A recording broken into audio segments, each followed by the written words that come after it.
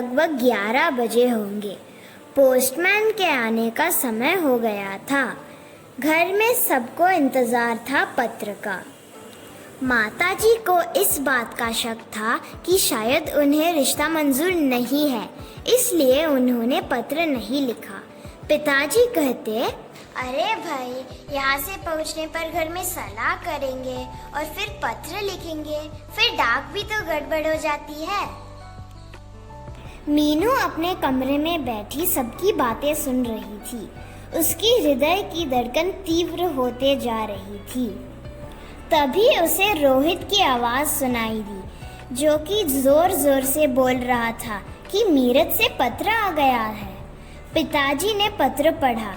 एक एक करके सबने पत्र पढ़ा, परंतु पढ़ने के बाद सबके चेहरे पर उदासी छा गई। बाहर कमरे में माताजी व पिताजी बातें कर रहे थे। उन्हें यह समझ नहीं आ रहा था कि उन्होंने आशा का हाथ क्यों मांगा। मैंने उसी दिन आशा से कहा था कि तू अंदर कमरे में नहीं जाना जहाँ लड़के वाले बैठे होंगे, पर उसने कहा सुनी, पहुँच गई वहाँ पर। देख लिया ना उसका नतीजा। पर मीनू की माँ, आशा तो अभी छोटी है, इंटर की परीक्षा ही तो दे रही है। फिर जब बड़ी बेटी मीनू घर में बैठी है तो इस तरह हम उसकी शादी नहीं करेंगे। बेचारी मीनू, वह तो वैसे ही उदास रहती है। क्या बीतेगी उसके दिल पर जब वह यह सब सुनेगी। हमारी बेटी ने क्या कसूर किया है जिसका फल भगवान उसे दे रहा है। पढ़ी लिखी है, एमए पास है, फिर हमेशा ही प्रथम श्रेणी में पास हुई है। और जहाँ तक खूबसूरती की बात है, बहुत सुंदर ना सही, देखने में अच्छी लगती है। यह सब बातें मीनू अंदर कमरे में बैठी सुन रही थी। अपने अंदर साहस एकत्र कर वह पलंग से उठ खड़ी हुई। मीनू ने अपने अंदर साहस एकत्र किया और पिताजी से बोली, पिताजी, आप मेरी चिंता न करें, आशा की शादी वहाँ कर दें। मेरे कारण आप उसकी जिंदगी क्यों खराब कर रहे हैं। नहीं बेटी, यह सब हमें अच्छा नहीं लगेगा। बेटी, तुम्हारी मनस्थिति को हम भली भांति समझते हैं। मेरी बच्ची, मैं तुम्हारे लिए इससे भी अच्छा वर देखूंगा। पिताजी, आप इतने परेशान न हो, मैं अपनी चिंता अपने आप करूंगी। आप आशा की शादी कर दीजिए। पर इस तरह से जब बड़ी बहन की शादी ना हो और छोटी की शादी कर दे, क्या कहेगा समाज हमें। यही ना कि बड़ी बेटी घर में बैठी है और छोटी की शादी कर दी। आप समाज की इतनी चिंता करते हैं, क्या करता है समाज हमारे लिए। यह समाज ही हमें इस तरह के परिस्थिति में विवश करता है। आप समाज की चिंता न करते हुए आशा की शादी कर दीजिए। बेटी, हमारे यहाँ इस तरह का रिवाज नहीं कि बड़ी बेटी के घर में होते छोटी की शादी हो। माँ, आप मेरी शादी की चिंता न करें। मैंने तो निश्चय कर लिया है कि मैं शादी नहीं करूँगी। मैं अपने पाँव पर खड़ी होना चाहती हूँ, जिससे मैं बोझ ना बन सकूं। बोझ? कैसा बोझ? एक बेटी अपने माता पिता के लिए बोझ है? ऐसा कैसे सोच लिया तूने?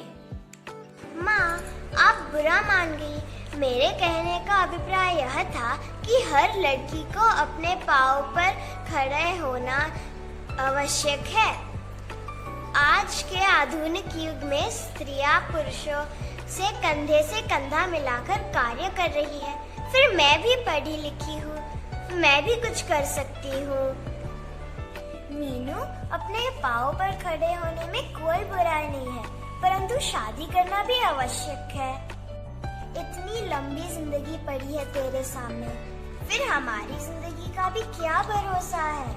कौन करेगा दुख सुख में तेरी मदद। अपने पति का और बच्चों का ही तो सहारा होता है, जो वृद्धावस्था में काम आते हैं। पर माँ, अभी मैंने शादी का विचार छोड़ दिया है। आप आशा की शादी की बात चलाइए। माँ और पिताजी की कुछ समझ में नहीं आ रहा था कि क्या किया जाए। अभी वे उसी उलझन में फंसे थे कि इतने में पिताजी के एक मित्र आ पहुँचे। वह उनके घनिष्ठ मित्र थे। सारी बातें ज्ञात होने पर उन्होंने भी यह सलाह दी कि आशा की शादी कर देनी चाहिए। अपने दिल में आशा संजोए आशा का रिश्ता लेकर पिताजी अमित के घर जा पहुँचे। घर में उस समय कोई नहीं था। नौकर ने दरवाज़ा खोला और दयाराम जी को अंदर बैठा लिया। अभी उन्हें बैठे कुछ ही समय हुआ था कि इतने में कोई सज्जन अपनी चमचमाती कार से नीचे उतरे और अंदर प्रवेश किया। यह ज्ञात होने पर कि मायाराम जी कहीं बाहर गए हैं, वे भी वहीं बैठ गए। बातों बातों में पता चला कि वह शहर के बहुत बड़े व्यक्ति धनीमल जी हैं। धनीमल जी ने बताया कि उनकी बेटी सरिता का रिश्ता अमित के साथ पक्का हो गया। 5 लाख रुपए लगा रहे हैं वह शादी में। यह ज्ञात होने पर दयाराम जी के पांव तले धरती खिसक गए। अब उन्होंने 1 मिनट भी वहां ठहरना उचित नहीं समझा और वहां से उठ खड़े हुए। सारे रास्ते दयाराम जी यही सोचते रहे कि उन्होंने आशा के रिश्ते के लिए क्यों लिखा था, जबकि कि उन्होंने एक धनी घर की बेटी से रिश्ता कर दिया था। कैसी जालिम है ये दुनिया। सब कुछ पैसा ही है इस दुनिया में। इंसान में इंसानियत, शर्म, लज्जा कुछ भी तो नहीं रही है।